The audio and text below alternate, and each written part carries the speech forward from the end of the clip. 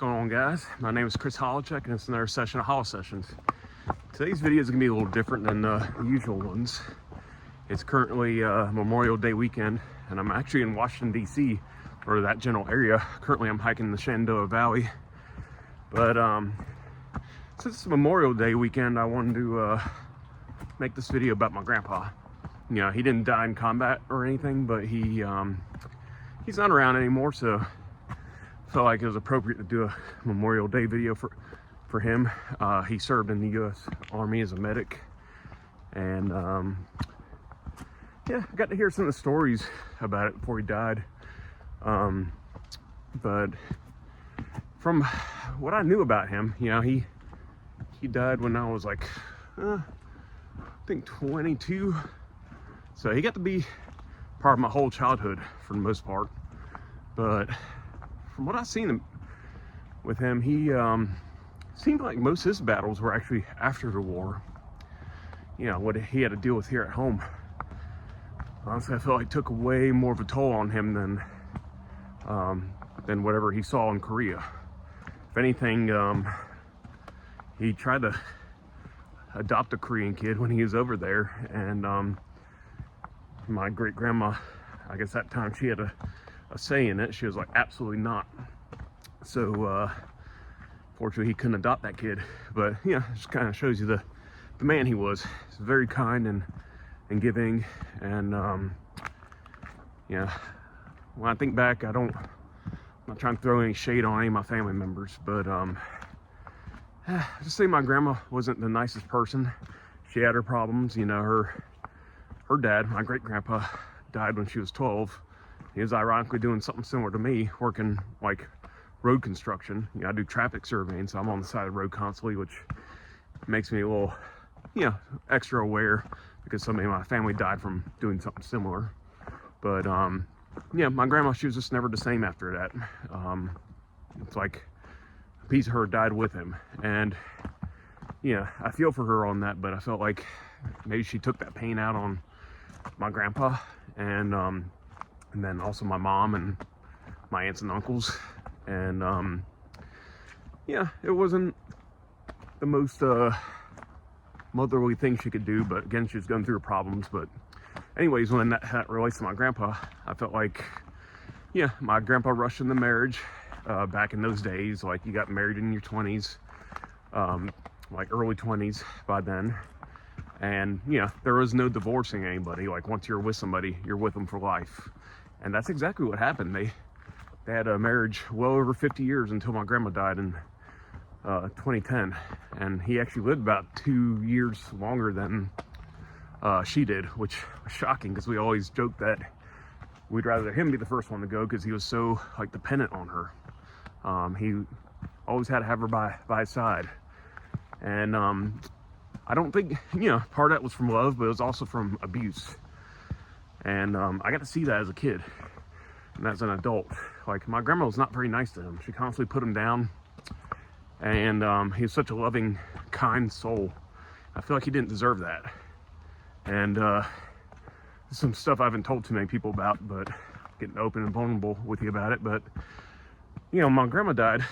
My grandpa was pretty much a shell of what he used to be for 2 years. You know, the love of his life, who he'd been with for over 50 years, is gone. It's like, what more does he have to live for? And just say, unfortunately, my mom had a lot of similar characteristics to my grandma. And she unfortunately started treating him the same way my grandma did. I got on her about that. So I loved him dearly. I wanted to protect him. And I'm like, why are you doing that, Mom? She's like, that's all he knows. That's all, the only way you can communicate to him.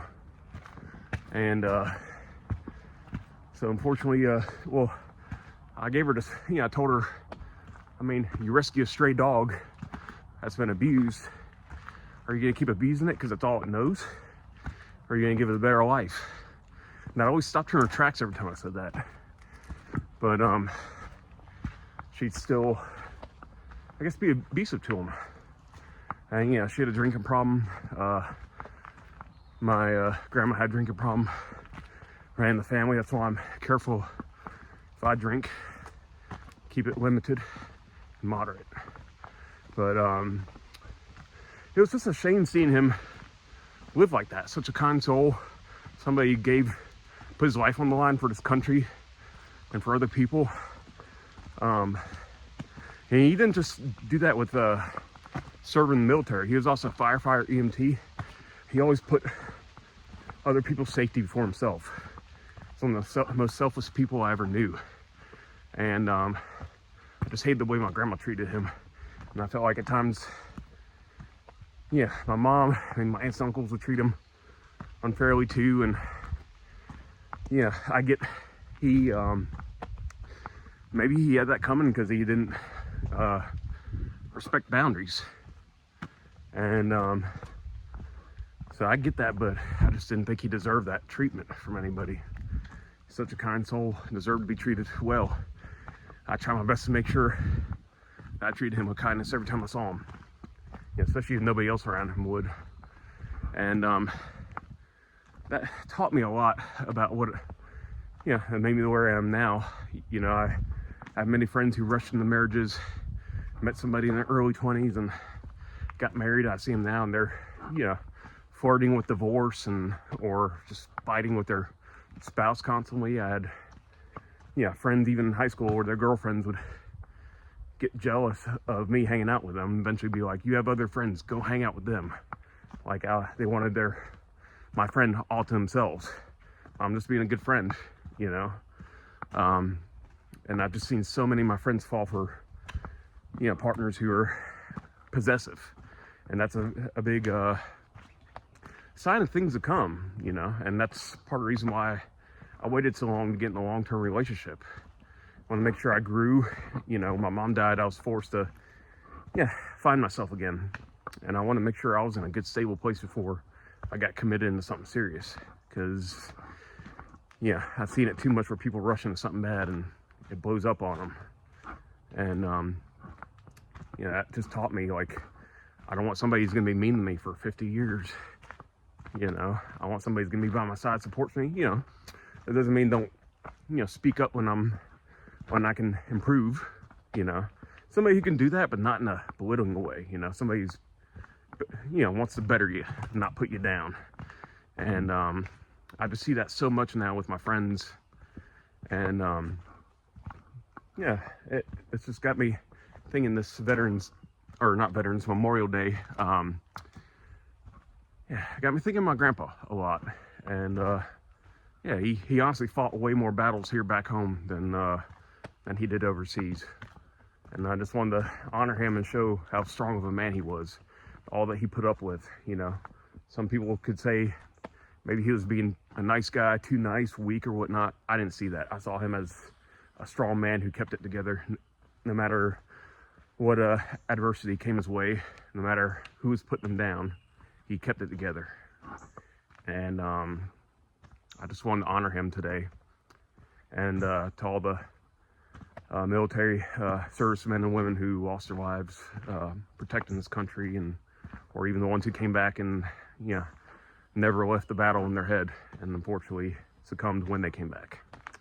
I just want to give a shout out to them. I do have a song called Phoenix in the Fire that the music video is dedicated to veterans who've unfortunately taken their own lives, and you can find that on my music channel if you want to check that out. But otherwise, guys, I want to wish a happy Memorial Day weekend to each and every one of you, and just to remember the reason for the season.